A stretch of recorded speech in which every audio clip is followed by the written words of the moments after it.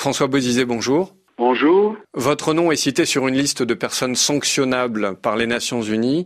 Comment réagissez-vous à cela?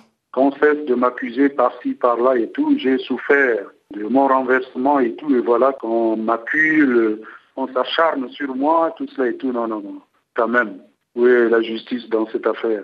Non, qu'on me laisse tranquille.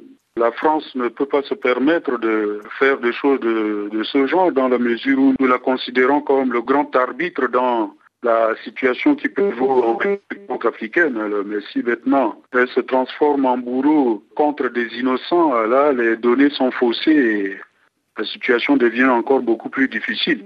Le mal a été provoqué par la Seleka et Notodia, mais pas par Bozizé. Tout de même, Monsieur le Président, on vous reproche, après la réactivation de ces groupes d'anti-Balaka, d'avoir cherché à les organiser, à les armer à votre profit, avec l'aide d'ailleurs de certains membres de votre entourage.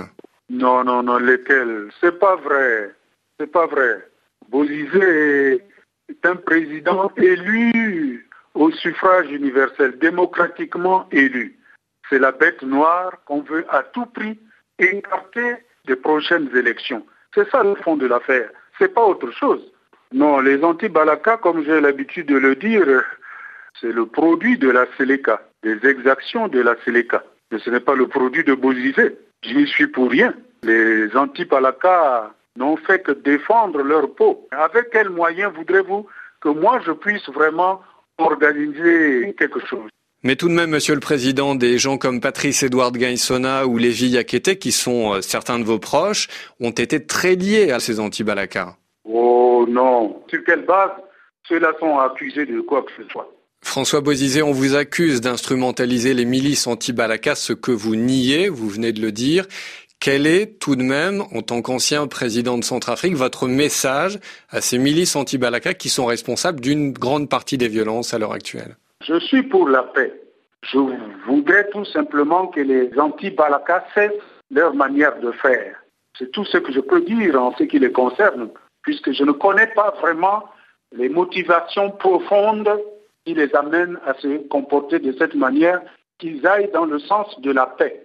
Si effectivement ce sont eux qui le font, puisque il y en a aussi qui veulent la misère en Centrafrique et qui enveniment les choses pour rendre responsables les anti-Balaka et autres et tout. Je ne suis pas sur le terrain pour mieux apprécier la situation, mais je suis pour la paix et pendant les 10 années, je me suis battu pour la paix. Vous dites, Monsieur le Président, qu'on cherche à vous écarter des prochaines présidentielles. Est-ce que vous avez l'intention de vous présenter à ces élections? Je ne vois pas d'inconvénient. Pourquoi on pourrait m'écarter de cela? Mais vous allez vous présenter en février 2015? Si Dieu le veut. François Bozizé, quel commentaire faites-vous de la poursuite de la violence en Centrafrique? La solution, c'est le dialogue entre Centrafricains, et ce n'est pas uniquement Sangaris et Niska qui pourra résoudre le problème. C'est les Centrafricains eux-mêmes d'abord qui doivent se retrouver pour pouvoir discuter du problème de leur pays. Mais jusque-là, les décisions se prennent ailleurs. On impose tout au peuple centrafricain et ce peuple centrafricain n'est jamais consulté. Vous avez le sentiment, François Bozizé, que la communauté internationale a une responsabilité dans la poursuite de la violence? Dans la gestion de la situation actuelle, oui. C'est, disons, l'extérieur qui impose tout.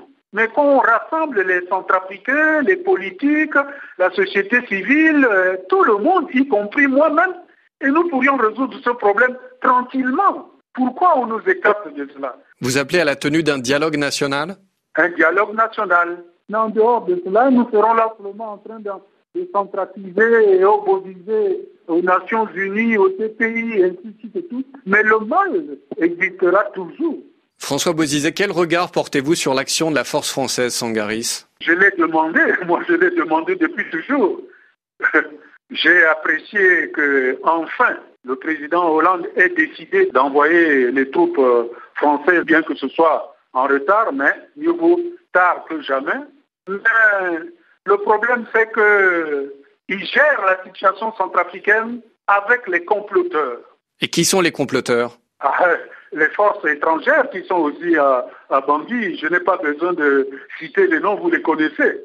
Ils torpillent. Est-ce que vous avez le sentiment, François Bozizé, que Catherine Samba-Panza, la présidente de transition, fait ce qu'il faut pour ramener la sécurité en Centrafrique? J'espérais en elle depuis qu'elle est à la tête du pays. Je n'ai jamais dit un seul mot, ni entrepris quoi que ce soit contre elle. Je croyais qu'au départ, puisqu'elle était responsable du comité de dialogue à l'époque, je croyais en elle qu'elle pourrait réunir tout le monde comme elle a fait dans ses premières déclarations en tant que mère. Elle voulait rassembler tous ses enfants. J'espérais. J'étais même sur le point de partir à Bondy. J'avais même averti certains pays.